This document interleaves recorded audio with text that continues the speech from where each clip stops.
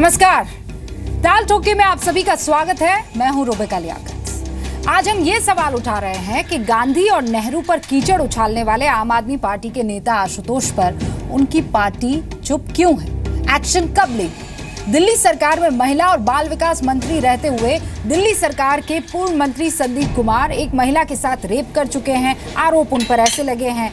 संदीप के ऊपर आरोप लगाने वाली महिला अब सामने आ गई है।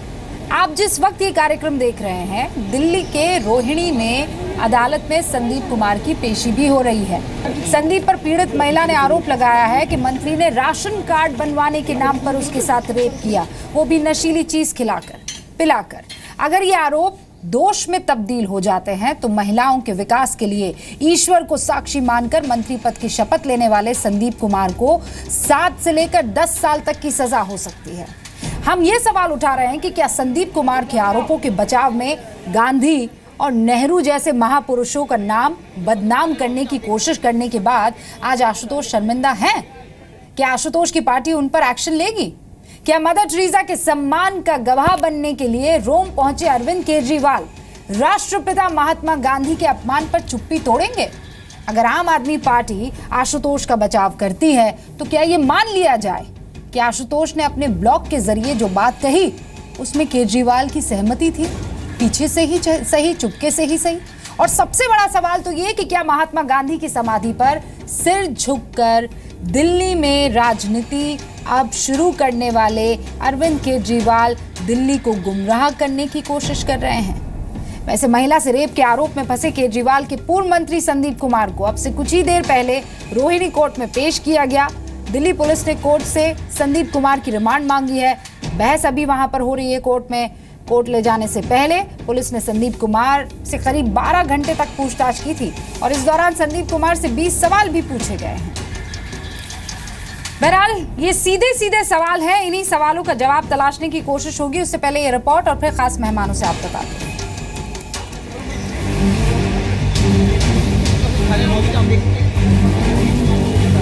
मैं उनसे मिलने गई, वो फिर अंदर बिठाया। मेरे को क्या पता कि ऐसा करेंगे वो। फिर उन्होंने ठंडा पिलाया। ठंडा पिलाने के बाद बोला ठीक है बनवा दूंगा। फिर वो 2-4 बातें करी उन्होंने। फिर उसके बाद ठंडा पीने के बाद मेरे को फिर पता ही नहीं लगा।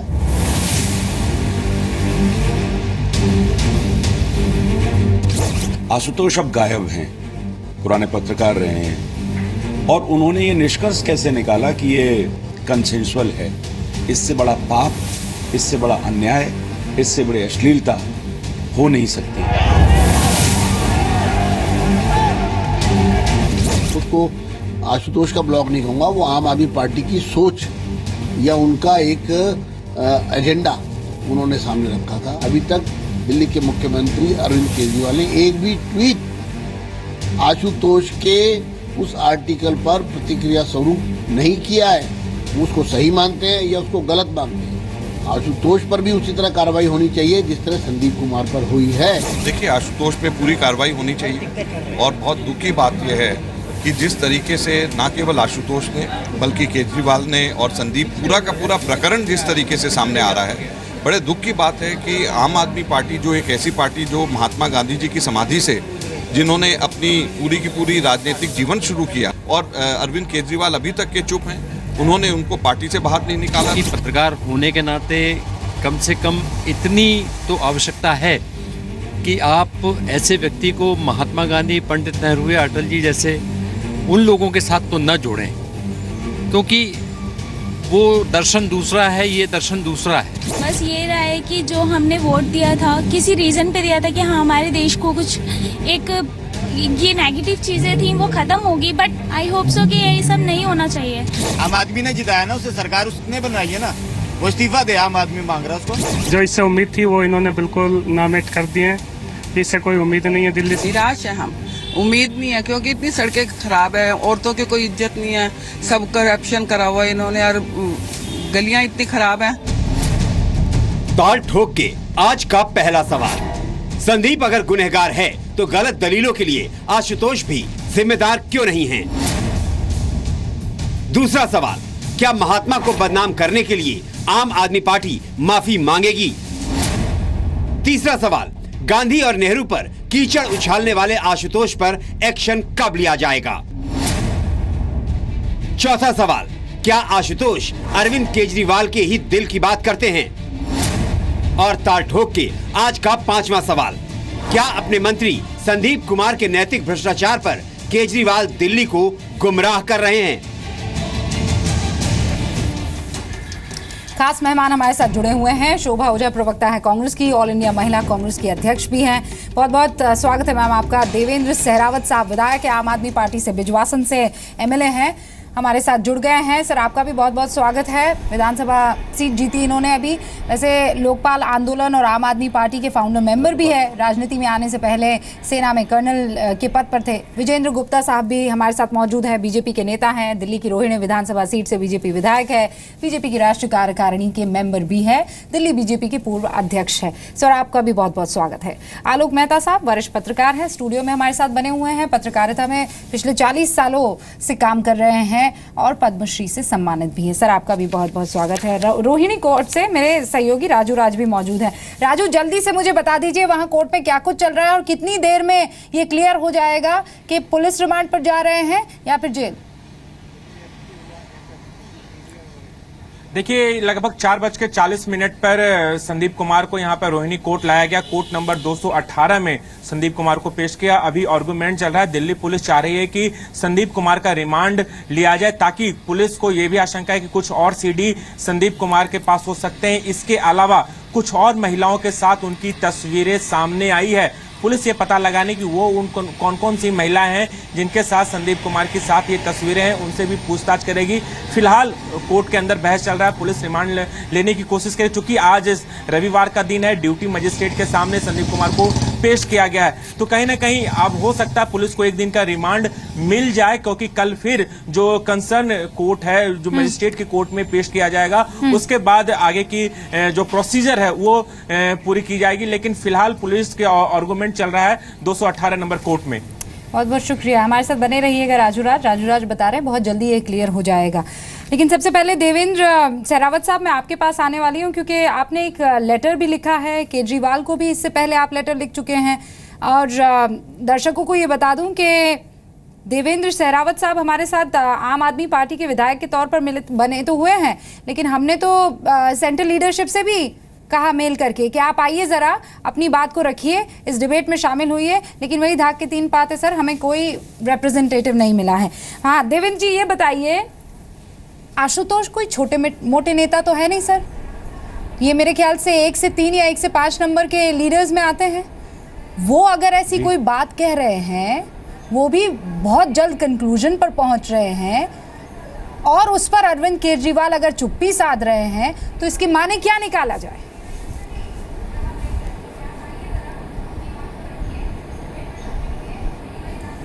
देखिए, मैंने जो चिट्ठी लिखी है उसमें मैंने 4 बातें कही हैं।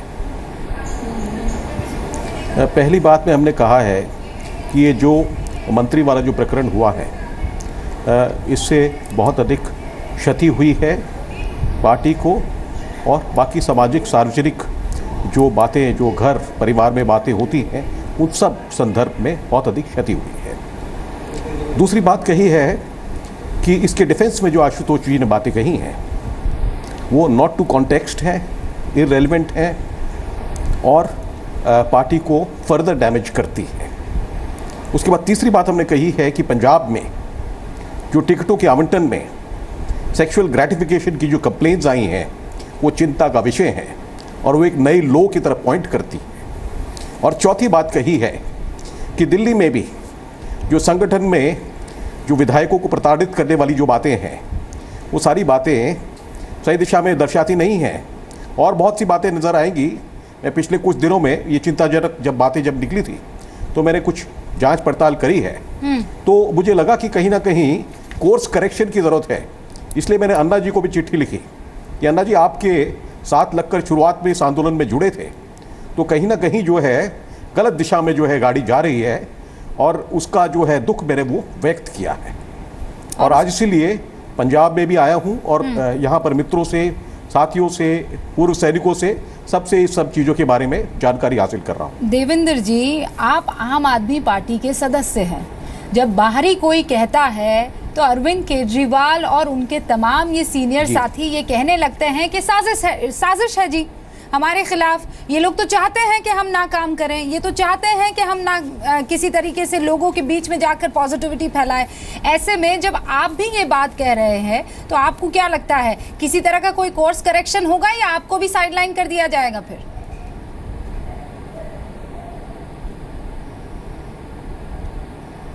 मुझे पता नहीं साइडलाइन क्या होता है। मैं अपनी कॉन्स्टिट्यूएंसी में पिछले 1.5 साल से अकेला ही काम करता रहता हूँ, तो साइडलाइन वगैरह की जो बातें हैं उससे मुझे कोई असर नहीं होता है।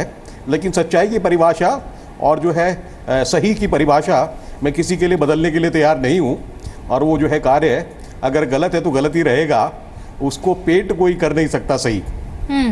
आप ये कह रहे हैं कि कुछ भी हो जाए इस गलत को मानना ही पड़ेगा, लेकिन मान क्यों नहीं रहे हैं? यही तो बात है। शोभा ओझा जी, आपका रुख कर रही हूँ मैं। क्या आपको क्या लगता है अरविंद केजरीवाल जो हर बार आगे आके ये तो हमेशा से उनका तरीका रहा है, ये गार्ड रहा है, भाई सामने आ जाओ, सॉरी बोलो, जनता माफ कर देगी, पर आशुतोष के इस पूरे के पूरे केस में उनकी चुप्पी साध लेना क्या बताती है? कि हैंड इन ग्लव्स है, पीछे से उनको सहमति है, चेक एंड बैलेंस टाइप का मामला? देखिए, अरविंद केजरीवाल जी वो व्यक्ति हैं जिन्होंने इस देश को इस बात का वादा किया था कि वो उच्च राजनीतिक मूल्यों के चलते एक नई पार्टी बना रहे हैं, और उन्होंने विश्वास दिलाया था कि हर व्यक्ति जो पार्टी से जुड़ेगा उसको इतना छान के बनाया जाएगा जिससे कि किसी भी तरह का करप्शन नहीं होगा, और एक साफ सुथरी पार्टी का उन्होंने वादा किया था। और उन्होंने आप पार्टी गांधी जी की समाधि पे सम्मानजनक सर झुका के फिर उन्होंने बनाई थी। और मैं समझती हूँ जो टोपी भी आप वाले लगा रहे शायद गांधी टोपी से प्रेरित होकर लगा रहे थे। पर इन 2 साल में आप पार्टी का जो असली चाल चरित्र और चेहरा जनता के सामने आया है वो बहुत ही शॉकिंग है। वो बहुत ही, जिसे कहना चाहिए कि हिंदुस्तान की जनता और ख़ास तौर पे दिल्ली की जनता के साथ एक बहुत बड़ा धोखा है। और केजरीवाल जी को जितना हम समझ पाए हैं वो डैमेज कंट्रोल करने की कोशिश करते हैं। कहीं भी ऐसा नहीं है कि वो गलत जैसे ही पता लगता है एक्शन लेते हैं या कुछ करते हैं। हमने पहले भी देखा जब इनके लॉ मिनिस्टर के पास फेक डिक्रीज थी तो क्या केजरीवाल जी को नहीं पता था उस बात का? पर वो तब तक का उसको बचाने की कोशिश करते रहे जब तक का पूरी तरह से वो एक्सपोज नहीं हो गए। साथ ही हमको ये भी पता है कि सोनी करके इनकी कार्यकर्ता थी आपकी, जो आत्महत्या करने के लिए बाध्य हुई। कई बार उसने केजरीवाल जी से जाके चर्चा करी, इंसाफ मांगा उस विधायक जो उसे परेशान करता था, पर केजरीवाल जी ने कोई एक्शन नहीं लिया। अंततः सोनी नाम की इस कार्यकर्ता ने आत्महत्या कर ली। तो कई चीज़ें ऐसी हैं जो बार बार दिखाती हैं कि ऐसा नहीं है कि केजरीवाल जी एक्ट करते हैं कुछ गलत सामने आने पर। केजरीवाल जी जब भी एक्ट करते हैं जब पूरी तरह से एक्सपोज हो जाते हैं, और वो एक्ट करने के पीछे डैमेज कंट्रोल करना एक उद्देश्य रहता है, सजा देना उद्देश्य नहीं रहता। नहीं तो ये जो आशुतोष डैमेज कर गए हैं इसको कैसे कहा जी हाँ। जी उसी पे वो आ रही हूँ मैं, उसी पे मैं आ रही हूँ। आशुतोष ने जो कहा, जो जिस तरह से संदीप जैसे सेक्स रैकेटियर और ब्लैकमेलर को कंपेयर किया इस देश के राष्ट्रपिता से, नेहरू जी जैसे महान नेता से, अटल जी जैसे अच्छे नेता से, उसके बाद चुप्पी साधे रहना। और आज भी जब उनसे पूछा गया, वेटिकन में कुछ पत्रकारों ने पूछा तो वो जिस तरह से हंस के उन्होंने उस बात को टाला, वो एक शर्मनाक हंसी थी। वो एक जिसे कहना चाहिए कि बहुत ही गैर जिम्मेदाराना हंसी थी, जिसको कह के वो टाल गए। वो समझ रहे हैं कि टाल देने से वो मुसीबत से दूर हो जाएंगे या उन पे कोई आरोप नहीं आएंगे। ऐसा नहीं है। जनता बहुत नज़दीक से नेताओं को देखती है। एग्जैक्टली उनके बारे में आप जिस हंसी का जिक्र कर रही है शोभा ओझा जी, पूरी तरह से आलोक जी, मैं आपके पास आऊँ। विजेंद्र गुप्ता जी, एक रिएक्शन मुझे आपसे लेना है। एक दर्शक शिशिर वो लिख रहे हैं, सहरावत जी अभी हमारे साथ ही बने हुए हैं ना, वो कह रहे हैं कल से सहरावत जी जितनी बेबाकी से बात कर रहे हैं, कहीं आशुतोष की बजाय केजरीवाल जी इन पर ही कार्रवाई ना कर दे।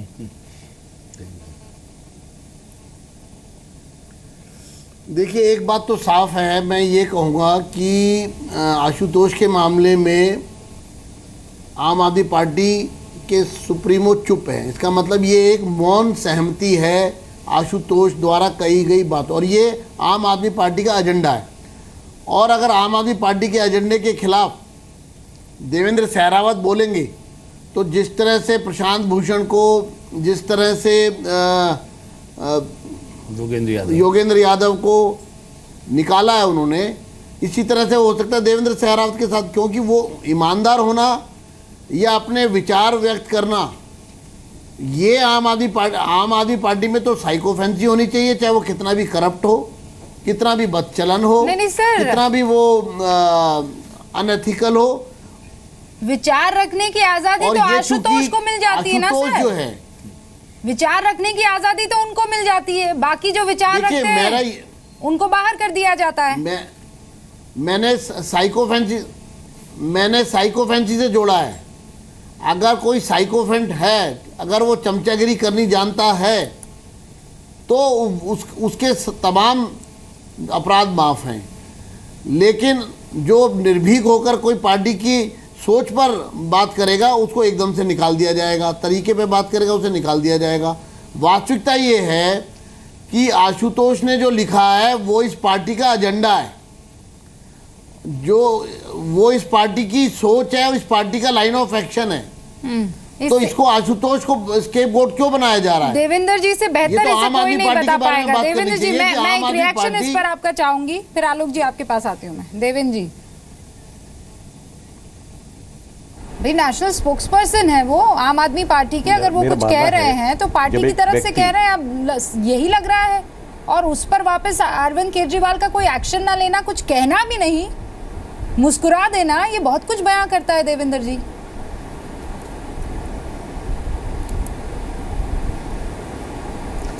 मैं इसको समराइज करूंगा। मेरा मानना है जब एक व्यक्ति सामाजिक जीवन में आता है तो उसको आपसी जो संबंध है उससे ऊपर उठकर आपसी जो है, जो उसके नैरो जो है रिलेशनशिप्स हैं, उससे उठकर और लार्जर पब्लिक गुड में जो है रिएक्ट करना, बात करना, बयान देना वो उचित रहता है।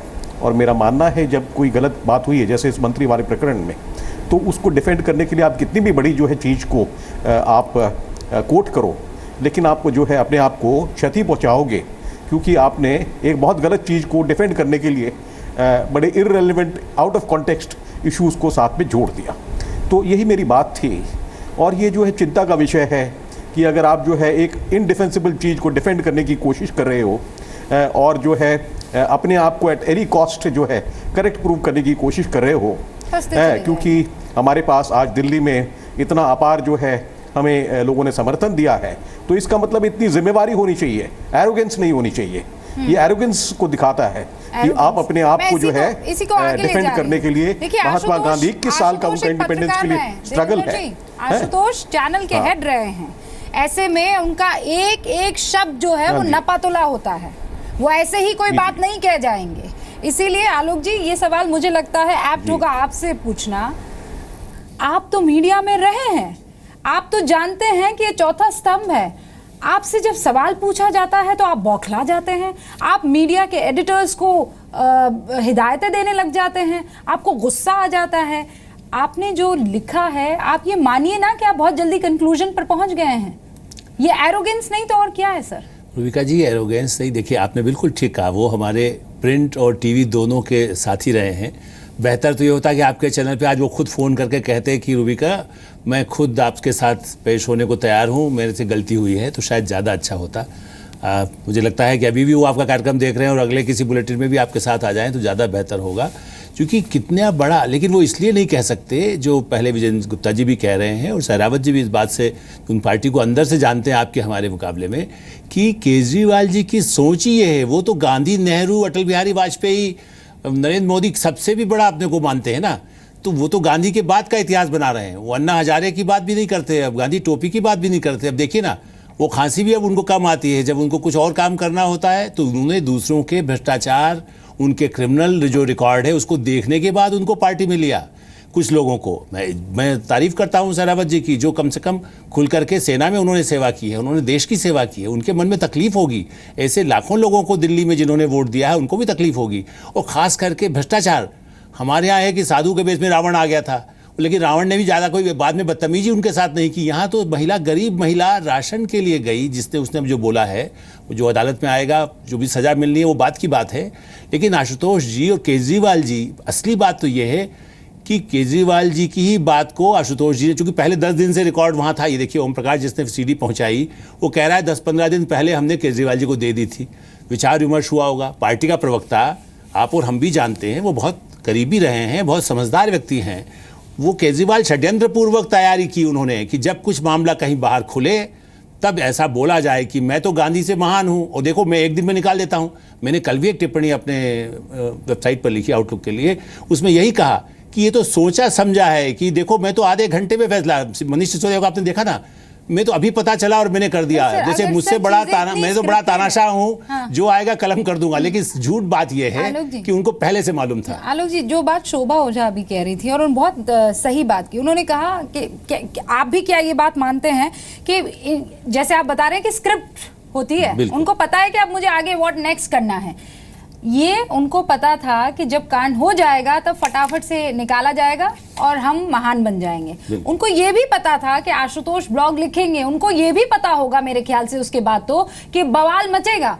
तो उनको ये पता है कि अब मुझे चुप्पी साधनी है, या फिर जैसा शोभा कह रही हैं कि अक्सर ये होता है कि जब आउट ऑफ चीजें चली जाती है कंट्रोल, तब जाकर वो एक्शन लेते हैं। देखिए वो कुछ बढ़ाने देते हैं। मैं कुछ ऐसे और भी राजनेता भारत में रहे हैं, लेकिन वो दूसरे तरीके से कोई आंदोलन बढ़े उसके बाद फिर उसको शांत किया जाए ऐसे। लेकिन ये घटिया, जो देखिए आप कितने मंत्री, कितने विधायक, इतने गंभीर आरोप, कोई जेल जा रहा है, किसी को इस्तीफा देना पड़ा। इसलिए आप ये मानिए कि स्क्रिप्ट केजरीवाल जी सबके लिए लिखते हैं और इनका रिकॉर्ड भी उनको मालूम था, लेकिन वो छूट देते रहे कि जब जाना होगा तब जाएगा और पब्लिक में मेरी इमेज बनेगी कि मैं भ्रष्ट और ऐसे। लेकिन ऐसे लोगों को प्रोटेक्ट करते रहना।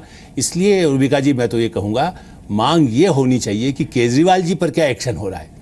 बचाने वाला, देखिए जैसे कहते हैं ना, बचाने वाला भगवान से बड़ा होता है, लेकिन बचाने वाला राक्षस भी होता है।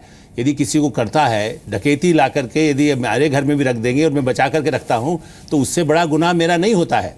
जिन लोगों को पाकिस्तान को हम क्यों कहते हैं, ओसामा बिन लादेन को छुपा के रखा हुआ था, क्या उसके लिए पाकिस्तान जिम्मेदार नहीं था? उसी तरह से केजरीवाल ऐसे सब लोगों को प्रोटेक्ट करके जो अपराधी किस्म के थे, इसलिए केजरीवाल पर एक्शन होना चाहिए। आशुतोष तो वो आप कह देंगे नागरिक है, उनको मुख्यमंत्री का पद नहीं है, उनके पास कोई पद ही अभी नहीं है। और केजरीवाल इतने उस्ताद है कि मंत्रियों को कहते हैं हमने सबको दस्तखत दूसरा करेगा। मैं सबके गुनाह करने के लिए मैं सबको कहूँगा दस्तखत तुम करो और राज मैं करूँ। इसलिए सबसे पहले मांग होना चाहिए। और मुझे तो ऐसा लगता है विजेंद्र गुप्ता जी जैसे बड़े समझदार नेता यहाँ बैठे हैं, क्यों नहीं वो मांग करते कि फिर से चुनाव में चले जाएं? क्यों डरते हैं बीजेपी और कांग्रेस के लोग?